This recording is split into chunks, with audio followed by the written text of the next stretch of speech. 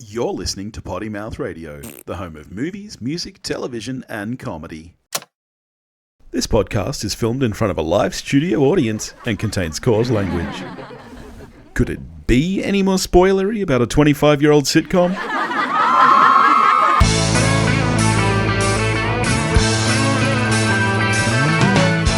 Hello and welcome back to the one where we watched, a Friends Rewatch podcast. I'm Billy. Oh, and I'm Noosk. That's the second time you've done that, and you knew it was coming this time. I was sipping my wine. You and your bloody wine. And this week we watched the second episode, the one with the sonogram at the end. Yeah. Yep. At the end. Yes. Much better episode. So this one aired on September 29, 1994. It was once again written by Marta Kaufman and David Crane. And fun fact for you, you kind of alluded to it. This is the only episode title that actually refers to a designated time within the episode itself. The one with the sonogram at the end. At the end. I know. Yeah. Why doesn't it just say the one with the sonogram? I know, it's weird. Maybe they realised that and that's why they never ever did it again. But it's kind of odd that this is the only one. It's very strange. Yeah. Can I just say, though, instantly, we have stepped up whole notches in terms of quality compared to the pilot. This is a really good episode. Yeah, I love it. And some really quality acting in it. Did you know that this is one of only 2 episodes throughout the entire run that Schwimmer received an Emmy nomination for? Oh, really? Yeah, episode 2. What's That's the crazy. other one? I don't know. I'll tell you when we get there. Okay. Your research is limited. No, my research is great. Yeah. At least you do research for this podcast. I do. I have pages upon pages of notes. Mate, there's like a page. I don't do that for anything else. No, you don't. You really don't. Bare minimum. This is a much better episode, and we really get some proper development and stuff already. I feel like already we start to establish characters. This is the first time we see Monica cleaning, which obviously stays throughout the entire series. Joey is already more likable. He's in this one a lot less, but he's already a little less of a pig. He's more kind of charmingly dumb at times. Yeah, which isn't like it is an integral part to Joey Tribbiani's character, of course, but it's just I just never found it was super needed. Yeah. But having said that, he's just far less grotesque in this episode. Yeah, because I feel like in the pilot, pretty much Phoebe and Rachel were kind of the only ones that were really established characters. Like in the pilot, we got to know about Phoebe's backstory a bit. Yeah. You know, I think Rachel is easily the most developed in the pilot because we get her kind of spoiled rich girl stuff straight away. Sure, yeah. But the others I felt were really underdeveloped. And this, I think we finally start to see some of that. Not super underdeveloped, like for a pilot. Like Monica talks about how she's had a bad run of, dating guys and stuff like that. Yeah. It's enough for a pilot, but I just feel like the way in which the story develops in one episode, we get 3 times the amount of information we got in the pilot, and it's just wonderful. It starts to really shape who they are.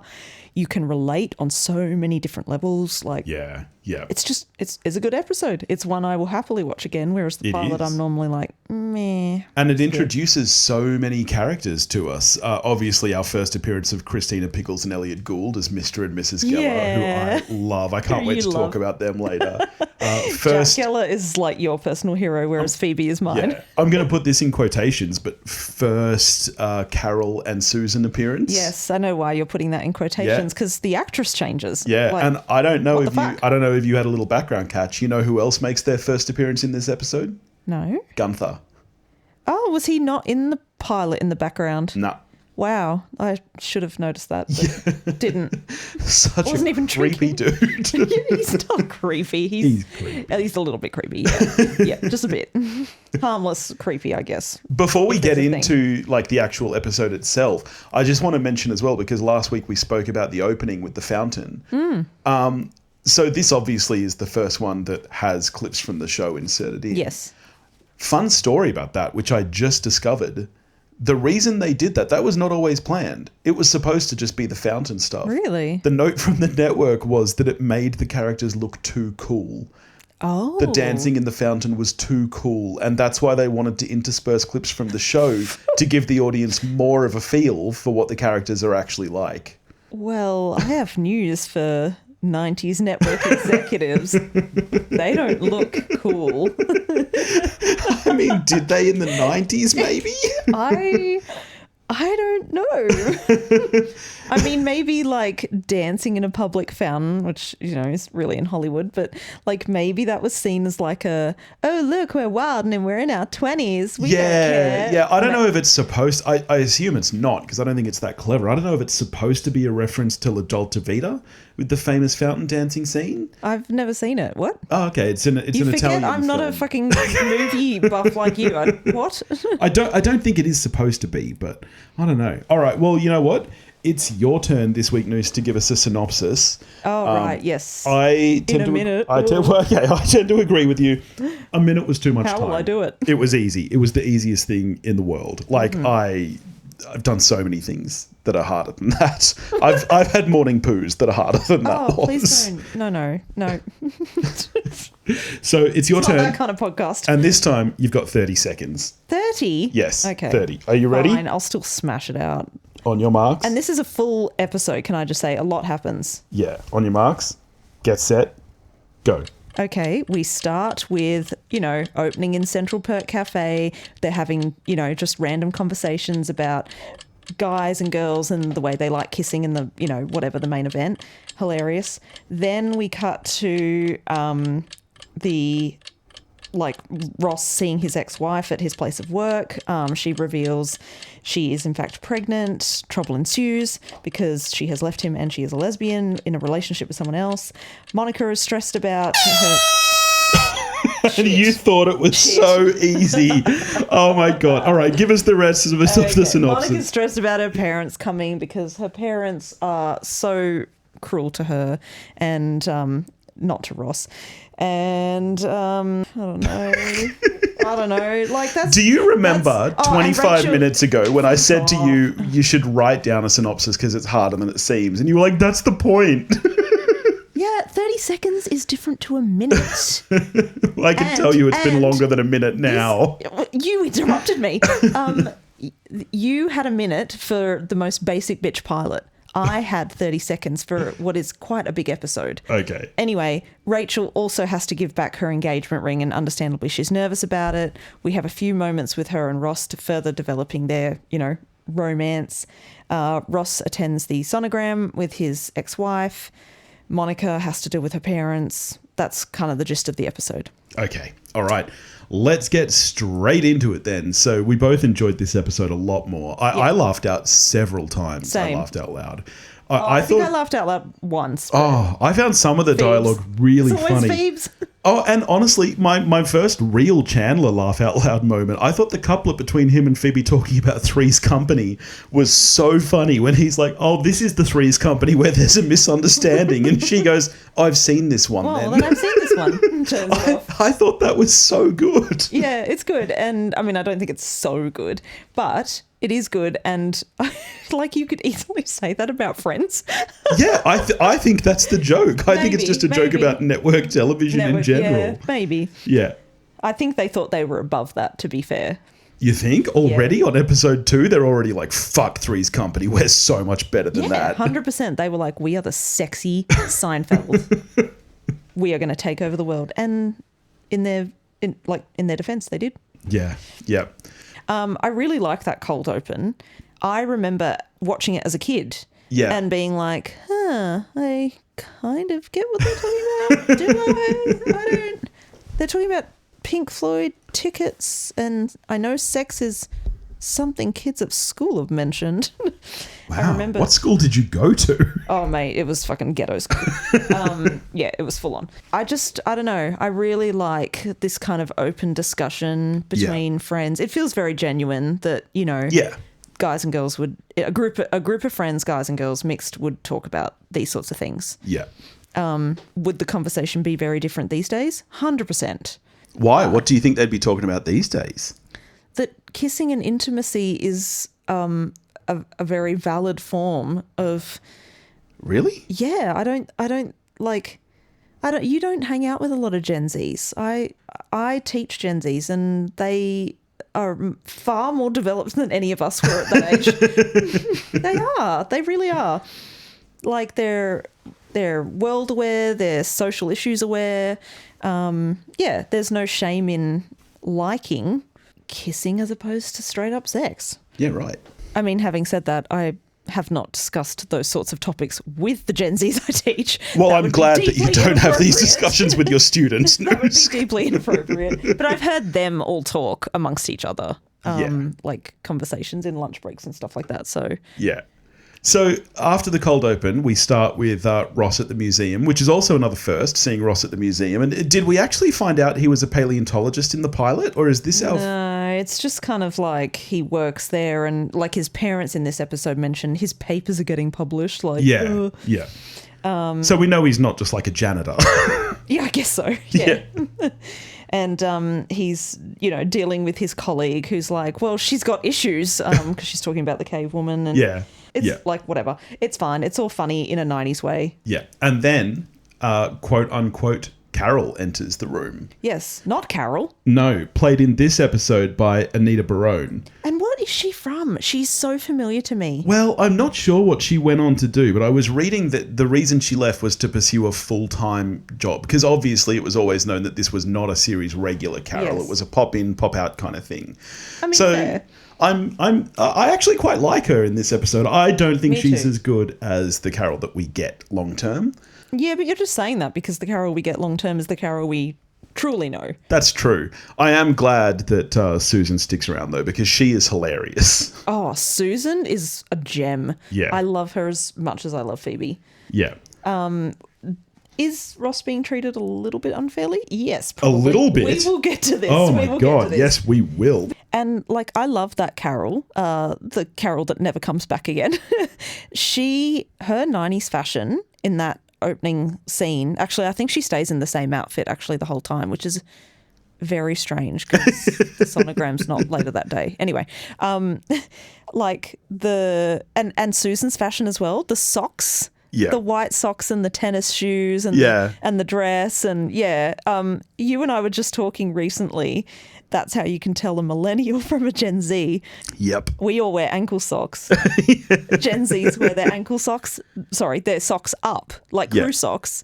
And see, but that's the 90s fashion. I was going to say, I feel like that's coming back because that's how I still wear my socks. I hate ankle socks. I can't do them. Yes, they make me feel you funny. You also barely wear shorts. It's different. Like, see, but even like I have vivid memories of wearing shorts with socks like all the way up to my shorts. It took me 2 years to convince you to wear jeans. Like your fashion does not equal what everyone else is doing. I'm telling you, cargo pants and a short tee over a long tee. That is fashion, baby. Okay. Give me a pair of suspenders hanging around my pants and I'm there. Let's not talk about the time you wore Japanese silk pajamas to school. I did do that. Yeah. So then we're at the friend's apartment and Monica is really stressing because her parents are coming to town and they are absolute shits. You know what else I really noticed in this, kind of opening scene? This is also our introduction to Chandler's famous speech pattern.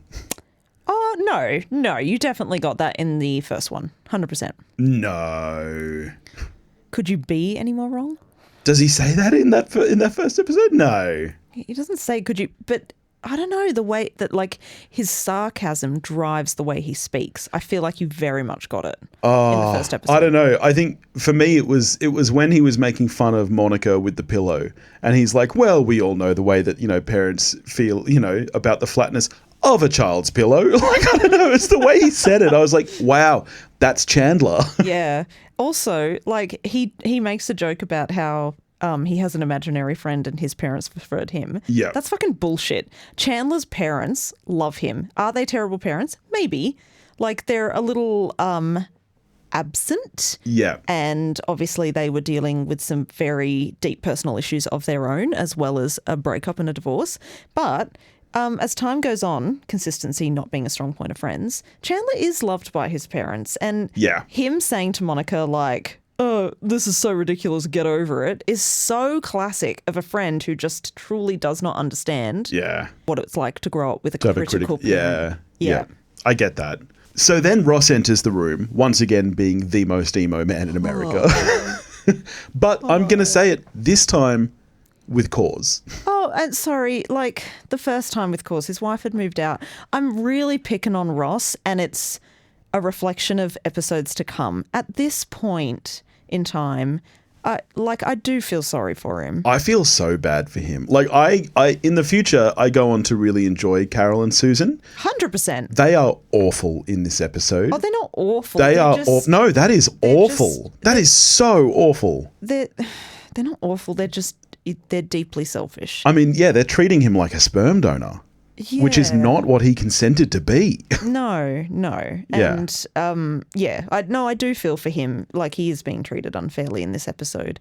And that was but having said that, that was my laugh out moment when he's saying to the gang, like I can choose not to be involved or I can choose to be involved. It's really up to me. And Phoebes is like, she's great. She's so great. I miss her. Yep. And it's like, yeah, she is great. Maybe not later on in the episode, but yeah. And Phoebes is just like, I miss her. Like, yeah, I love Phoebe. I've got to say though, despite my feelings around this storyline and how unfair I think of it is of Carol and Susan, I do really appreciate that here we are already only episode 2, and this is where I think that this show does separate itself a little bit from Seinfeld, is that this is quite a heavy storyline. Like, that's a pretty heavy theme to be, sure. Like already his wife has left him for another woman, which is not something I think we ever saw on television prior to this. No. Now he's discovered that she's pregnant and she basically wants to use him as a sperm donor. I think it's a really interesting storyline. Sperm donor, like, yes. She is saying you can be involved as a parent. It's coming across that way in the actions and the evidence later. Yeah. That yes, they are treating him a bit like a sperm donor, but maybe that's because he's still on the fence. It might be a protective mechanism for them too. We don't know, and obviously, it's not that deep. It's probably not the case. But I don't know. If you think of them in respect of being real people who have had to fight against prejudice, to be together and be recognised as a legitimate couple, they're expecting raising a child together to be difficult, and they're expecting no help. Yeah. But I do like that we're already getting into some heavier themes here in episode 2. 100%. It's the way in which, for its time, it was progressive. Before we move on to the next scene, you know what I found a really interesting sort of, I guess, socially cultural reference? Doy. Oh, doy. Yeah. You really don't hear doy anymore. You actually don't. No. Nor do you hear duh. Oh, man. Duh was everywhere in the 90s. I think doy turned into duh. Yeah. So my question to you is, what's the thing these days? That you don't hear anymore, or that you're not going to hear anymore soon? Both. Like, what's the thing that you say instead of duh? For a while there, it was Yeah. Where you stick your tongue into the bottom cavity of your lip. Yep. Like your bottom lip. Yeah. That was, firstly, very offensive. Yes. And secondly, like, why did we all do that? I don't know. It was just something everyone did. Yeah, I don't know what the equivalent of duh is today. And I feel like duh very much came from Clueless. Yeah. Where was Clueless in relation to Or around the same time. Clueless was 95. Yeah, okay. Yeah. Yeah, because he's like, you really don't hear doy anymore. Yeah. When did it turn into duh? Was duh after duh? Duh. Duh. No, I think duh was the Australian version of duh. Oh, duh, you think that's just the boganism coming out? 100%. Cleo, no. Yeah, duh is very like Californian, because it originated from Clueless. Yeah. And then duh is the Australian Duh. Oh, God. We're so bogan. Oh, mate, we were watching the Super Bowl today, and a friend at work referred to it as kill the deal with the pill, and I was like, oh my God, that takes me back to Australian childhood. That's what everyone used to call footy, kill the deal with the pill. I never heard that. Oh, once. Wow. Not ever. You're not an Australian. No, I don't know. It's been debated. Here's the test. Say don't angrily. Don't. Nah, you're not Australian. You're only Australian if you did it. Don't. Don't. I am a classy Australian. How very dare you? My other laugh out loud line was also a Phoebe line, of course. When Rachel's like, "Has anyone seen my engagement ring?" "Yeah, it's beautiful." I fucking love the shade. Like, people like, "Fuck, we get it." Yeah, you've shown us. So sick of looking at it. I just love her so much. Before we move on from this scene where they're in the kitchen and Monica is stressing about her parents coming over and stuff, can I just say how strange I find it? And I'm probably going to get mocked online here, but how strange I find it that Americans refer to lasagna pasta as noodles. Yeah. To me, a noodle is like a thin strand.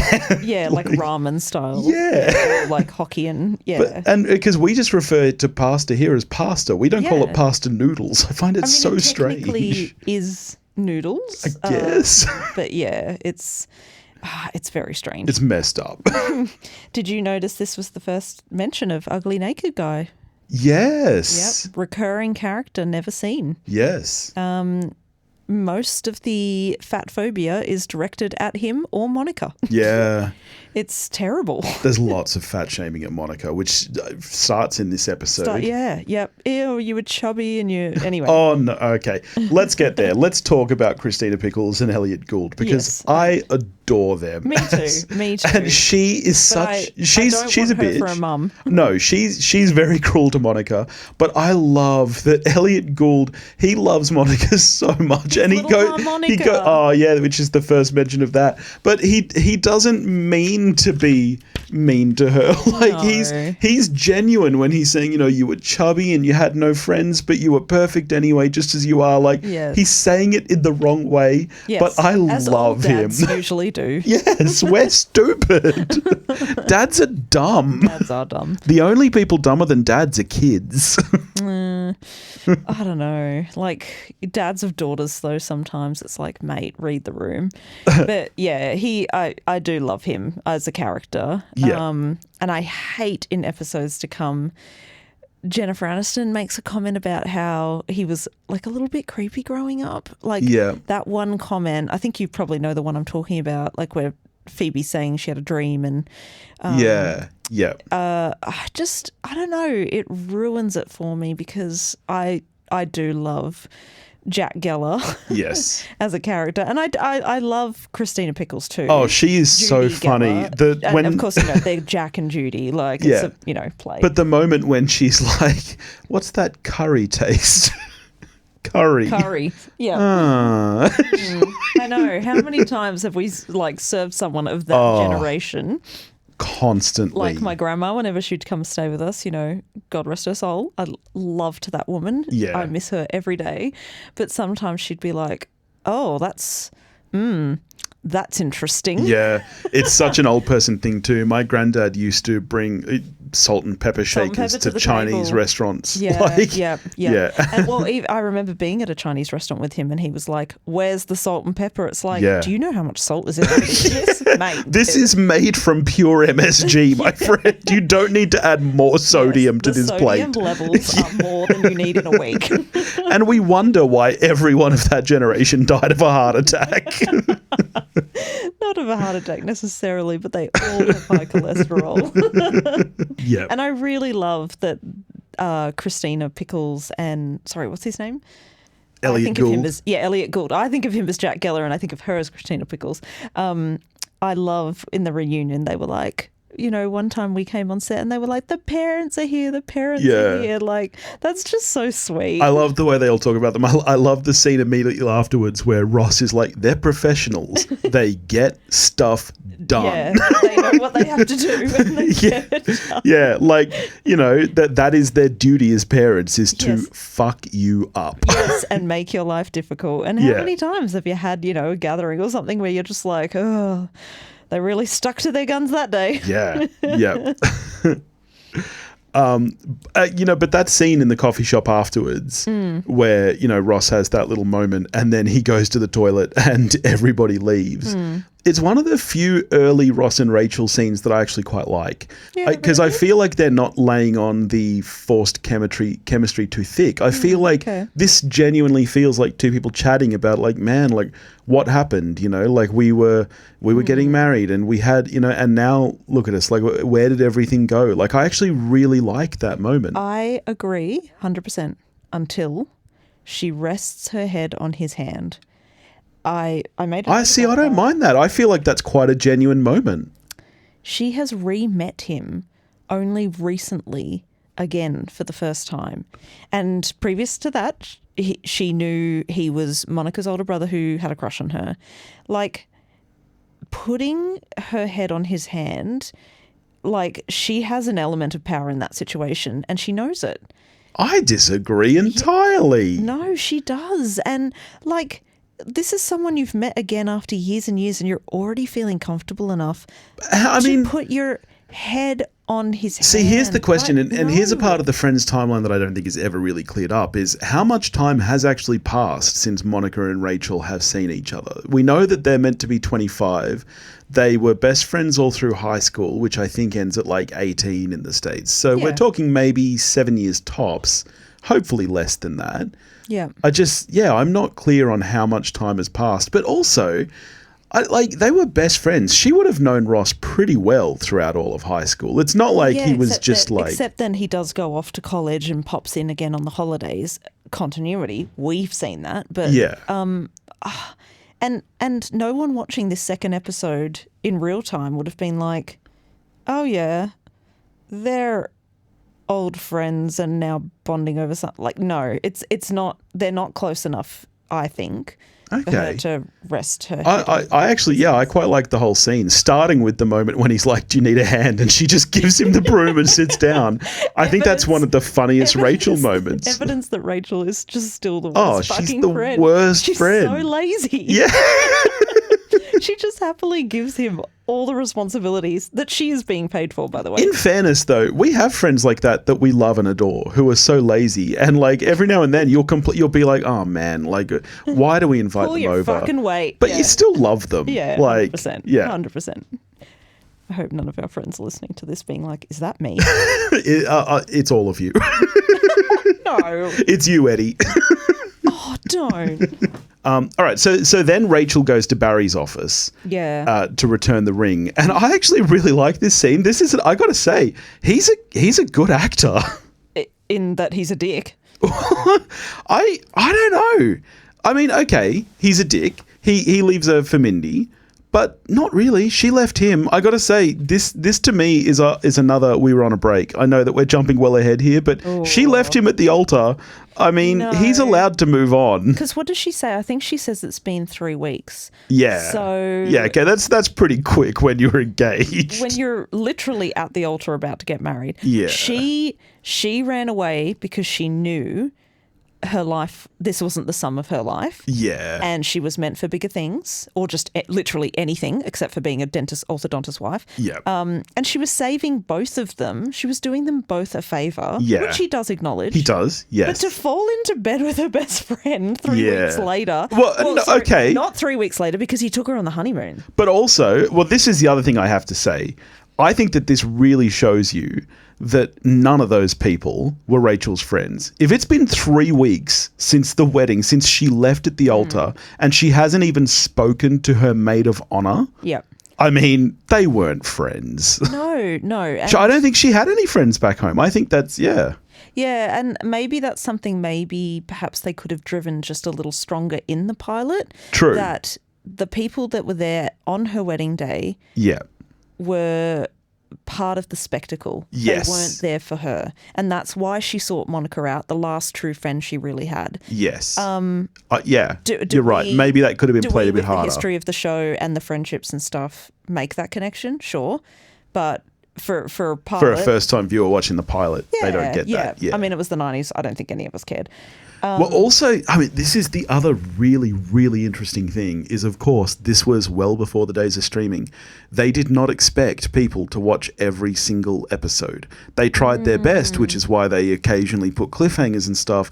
But that's why there's filler episodes. That's why there's 24 episodes a season. They don't expect that audiences are going to tune in every week. Wild. Isn't it crazy? I listened to an interview with Bryan Cranston today where he was talking about Breaking Bad, and someone asked him, was it a success at first? And he was like, nope, not at all. Not until season 2, when Netflix moved from sending out DVDs to streaming and people realized that they could go back and rewatch the pilot and watch from the start. That was when the show became a hit. Really? Yeah. And so that's a huge character development show, like him, the way he... Exactly. I think that's the thing. That was kind of the turning point where shows had to be built that way, where everything was fleshed out from the beginning. But that the audiences weren't the turning point. The audiences were always there. It's the availability. Yeah. It's the technology, because you and I remember it. You wait. That's the night Friends is on. Yeah. You all sit down together. It's wonderful. It became a part of, I'm pretty sure it's Robin Williams who is quoted as saying, because people were talking about his career where he started in Mork and Mindy. Yeah. Or I don't know if he started there, but that's his sort of TV career. And then, of course, he's got major films. Yeah. I don't know what interview it is, but someone's asking him, when you meet fans, what is it that they know you from? Yeah. What is it that they remember you best from? And he was like, Mork and Mindy. I was in their homes. Yeah. I was in their homes on a regular evening. That was part of their life and their routine. Yeah. It's not going out to the cinema and paying money to see something. It's the time you spend as a family watching something. Yeah. And it'll always be the same with Friends. No matter what these actors have done in the past 20 years, I will never not see them as these characters. Yeah, 100%. Yeah. We love that. It's not an amazing movie, but we love it. Marley and Me. And Jennifer Aniston, I quite like her in that. Yeah. But I'm like, okay, Rachel moved on, and now she's with Owen Wilson. Bye, Ross. Yeah, bye, Ross. Like in my head, there's a backstory. Yeah. She's not that great an actress where she's removed herself entirely. So then we get to what we were talking about before, the moment with the sonogram where Ross is at the doctor's office. And I think we pretty much covered how bullshit that scene is. I think Willig Bunch is very unfair that they would expect that, those two names would be included and not Geller. And not Geller, I know. That's heartbreaking. It's not. It's not heartbreaking. But even before that, what really stood out to me was he's like, okay, let's talk about how this is going to work. Because she says, the doctor's really supportive of our situation. Yeah. Sort of the two women are going to raise the baby and Ross is here as the father and he hasn't made a full decision yet on which way he's leaning. But he's turned up to the sonogram. So, it seems pretty obvious what his decision's going to be. And she says, oh, well, give me an example.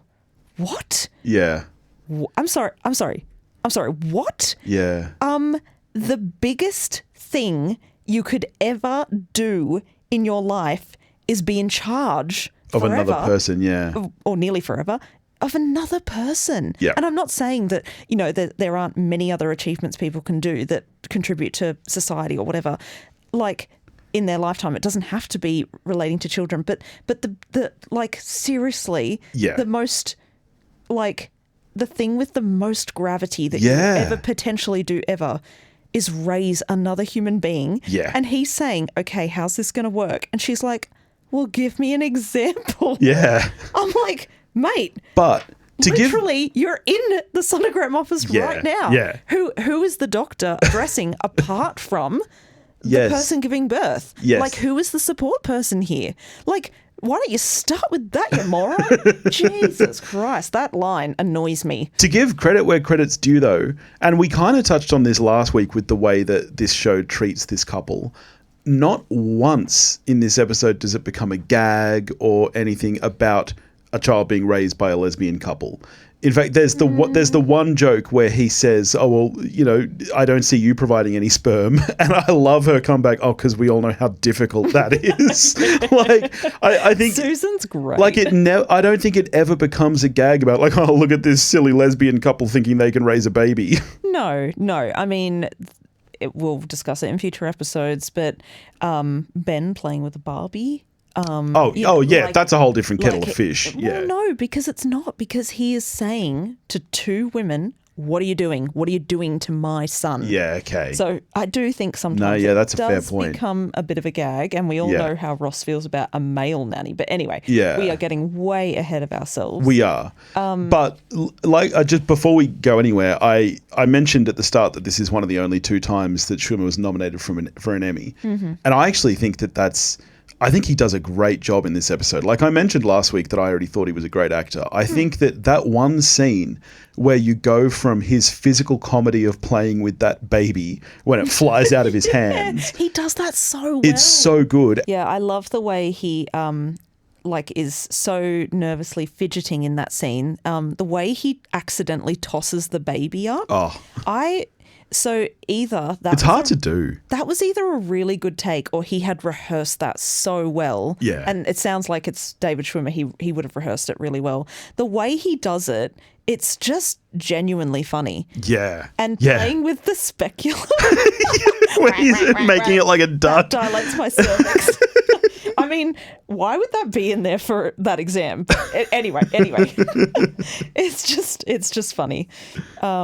And then in the same sequence, you get that moment where, you know, Susan is having a go at him like, oh, he just wants it his way. And he's like, my way? None of this is my way. Yeah. And it's actually quite subtle. Like, you could go a lot bigger with that moment, I think, especially in a cheesy sitcom like this. But I actually think that he plays that moment really well. Yeah.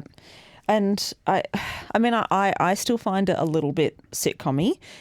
I don't necessarily agree with you that he underplays it, but I think it's very good writing because him saying none of this is going my way, and yet he's still here. Having said that, in that moment, then he's about to walk out, and of course, you know, here's the cheesy sitcom moment, the heartbeat. Yeah. Can we talk about how the fact that that's a really fucking slow heartbeat and so loud? Oh yeah, fetuses have fast heartbeats. They're like helicopters. Yeah. And it's like whoa. Yeah. And you're like, well, that's not accurate. And then okay, fine, it's a sitcom. I mean, well, that's the TV thing. It's like births are not accurate. Pregnancy is not accurate. We'll get to that. Yeah. We will get to that. Yeah. Okay, you're ready to push. What? Fuck off. No. But what I love then, so, you know, he turns around, he's heard the heartbeat, which sounds like a regular human heartbeat, not a fetus's heartbeat. But then he's showing the gang later the sonogram video, and it's like a fully developed fetus. It is like a 9-month-old swimming around in there. This must be like, I mean, when do you typically have the first sonogram? 12 weeks? I think 12 weeks, and I think that was still sort of standard in the 90s. Maybe it was a little bit closer, maybe more 16, like towards the 20-week end of things. I'm not sure when the new testing for Down syndrome became a standard at like the 12-week mark. Yeah. But that is like a 9-month-old swimming around in there, and you're like, oh God, like, I don't know, if you've ever given birth, you look at that sonogram and you Poor are Carol. You are horrified. Yeah. It just adds another layer of enjoyment. And then that great Phoebe line of if you turn your head to the side, it kind of looks like an old potato. Well, don't do that. Don't do that. And he goes over to Monica and he's like, you're welling up, because she's getting teary at, you know, there's my niece or nephew, whatever. He puts his hands on her hips and waist area again. Yeah, again. If my brother ever touched me there, I would punch him in the face. Would you punch him in the face? Would you punch him in the dick? Bit of both, honestly. Double whammy. It's just... It's creepy. It's creepy. Yeah. Ross is creepy. I mean, sorry, not him specifically being creepy. Their relationship. No. Is their creepy. relation. It's not even creepy. Like, at no point do I think that they're gonna bone or anything. But it just feels like a bit off. Yeah, it just feels off. Like, oh, the way he touches her, then you're welling up. I was like, ooh. Yeah. Your brother has this. It's Game of Thrones all over again. Oh, yucky. And then, of course, we have to finish punchline of the show is that she says, well, I hope they get his hairline and your nose to Mindy over the phone. And people are like, woo, and she's like, oh, it was a cheap shot, but I feel so much better now. Yeah. And I find that a really likable part of Rachel. Like, we've all had those moments where you're like, this is a cheap shot. I should be better than this. Yeah. But fuck it. I'm just going to say it.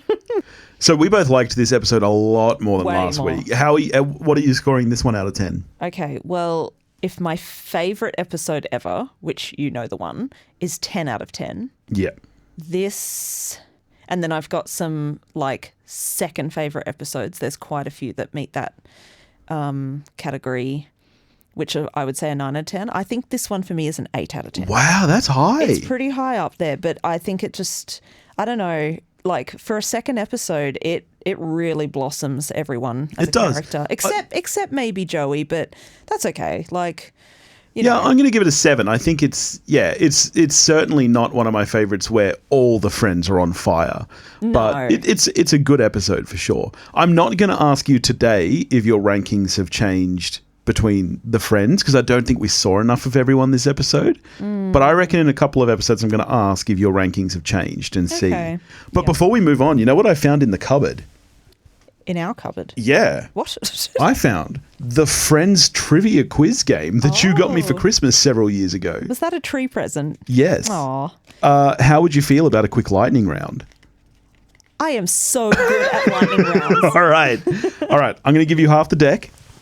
All right. Shuffle them up, and we're going to ask each other 2 questions each. Now, the cards are split into fan questions and super fan questions. Mine are way too fucking easy.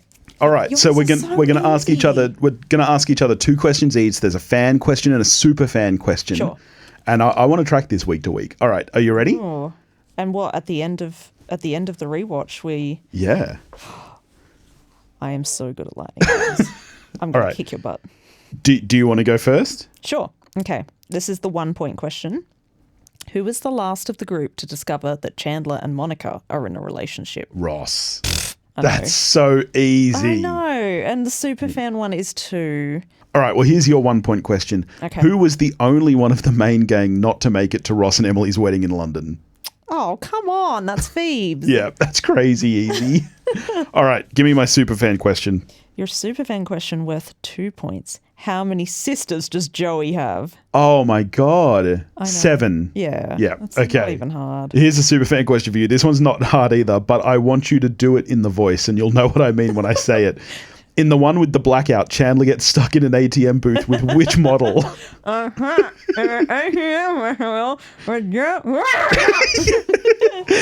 Chandler's trapped in an ATM vestibule with Jill Goodacre. I remember being a kid and watching that and finding it so funny.